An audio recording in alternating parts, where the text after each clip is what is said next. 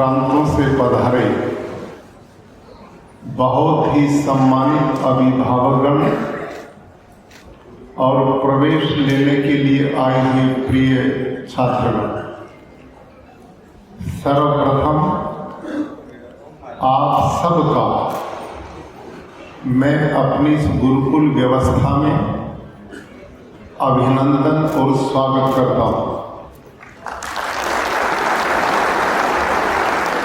आप में बहुत लोग लंबे समय से हमारी गुरुकुलीय व्यवस्था से परिचित हैं और उसका कारण है कि मैंने कभी भी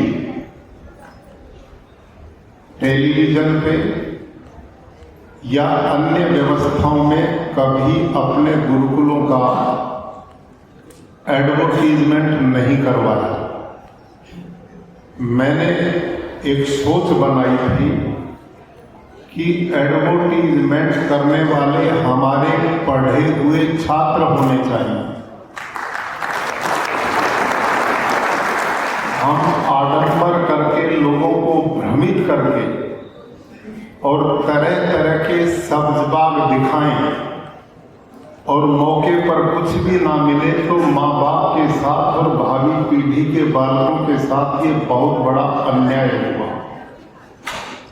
सदा एक प्रवृत्ति से मैं जिया हूँ कि जो कुछ हम हैं वो दिखाई देना चाहिए और हम जिस भारत की संस्कृति में पले और बढ़े वहाँ कहा है यन मनसा मनुते तद वाचम, जो मन में है वही वाणी में आना चाहिए और जो वाणी में वही कर्म का हिस्सा बनना चाहिए। आज के इस युग में सब माता पिता ये चाहते हैं हमारे बच्चे इस गंदे विषैले वातावरण से बचे। भाई और बहनों, आप सब इस बात को जानते हैं कि कितनी बड़ी चुनौती आज बच्चे को संभालने में आपके मेरे सामने है।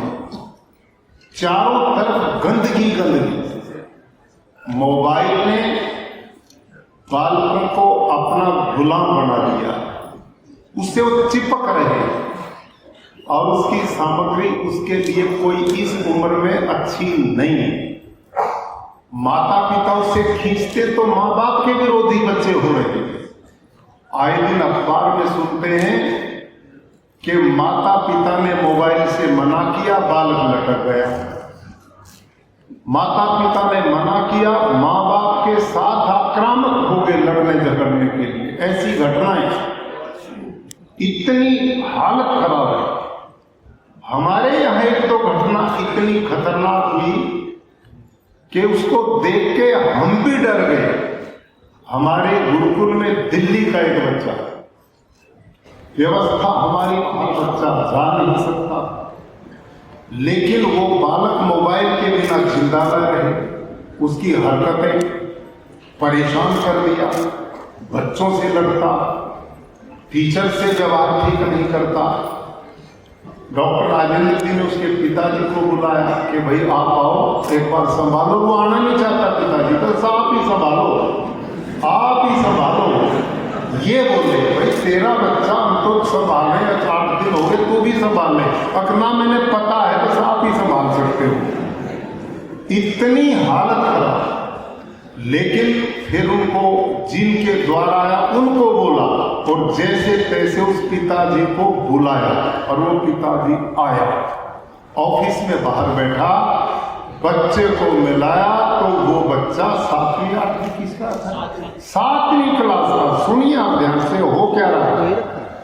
7वीं क्लास का बच्चा सीधा माँ बाप की गालियां पिता को देने लगा और उस पर सीधा भूसा लेके चढ़ गए। और पिताजी ने, देखो दवाई सुनो ध्यान से, जब उसने पिताजी पे भूसा उठाया तो हमारे लोगों ने उसको खींचा, धमकाया उसके सामने और वो कहा ये इससे नहीं मानेगा। अपने जेब से मोबाइल लगा लो, बच्चे को दे दिया मोबाइल। और मोबाइल लेते बच्चा पिता से भाग लिया और दूर जाकर बस उस पर झुक गया। ये हमारे सामने की घटना है, नीलो खेड़ी गुरुकुल की घटना। डॉक्टर साहब के साथ। ये हालत एक ही नहीं है, ये बहुत बड़ी समस्या बन गई। बड़े बड़े जो संस्थान शिक्षा के हैं, वहां ड्रग्स, सूखे नशे का कारोबार, उसके कारण भावी पीढ़ी नशेड़ी बनकर बर्बाद हो गई। चारों तरफ गंदगी है। अब उस गंदगी से बचने का तरीका देश स्कूल कैसे कर सकते? वहां तो बच्चा स्कूल में गया, पढ़ के घर आ गया, फिर उसी गंदगी में पड़ गया। मोबाइल से आप नहीं बचा सकते, टीवी से आप दूर नहीं कर सकते, गंदे साथियों से आप अलग नहीं कर सकते। तो ऐसे सोच के माता पिता मेरे से मिले और उन्होंने कहा कि इस व्यवस्था को आपने बढ़ाना पड़ेगा। तो मैंने अपने साथी, जिन्हों वर्षों मेरे साथ मिलकर काम किया, डॉक्टर राजेंद्र विद्यालंकार जी हमारे बीच में महाविद्वान हैं, प्रोफेसर हैं, लेखक हैं, चिंतक हैं, और श्री जगदीश आर्य जिन्होंने 11 साल मेरे साथ निरंतर गुरुकुल में काम किया। शिव कुमार जी ने मेरे गुरुकुल में साथ काम किया। मैंने इनकी टीम बुलाई, मैंने कहा कि सोचो क्या हो सकता है। उन्होंने कहा जी इसका तो एक ही तरीका है कि बैंकों की शरण में जाएं और उनसे कर्जा ले और संस्थान बनाए। मैं कहा करो, लोग तो माँ बाप बच्चे देते, उनकी सुरक्षा करना, राष्ट्र का भविष्य बचाना, यह हमारा नैतिक दायित्व, करो इसका। और इस सोच को लेके हमने नीलोखेड़ी में एक गुरुकुल आज से 10 साल पहले स्थापित किया। बैंकों ने हमें सहयोग किया, उनका हमारे पे विश्वास था।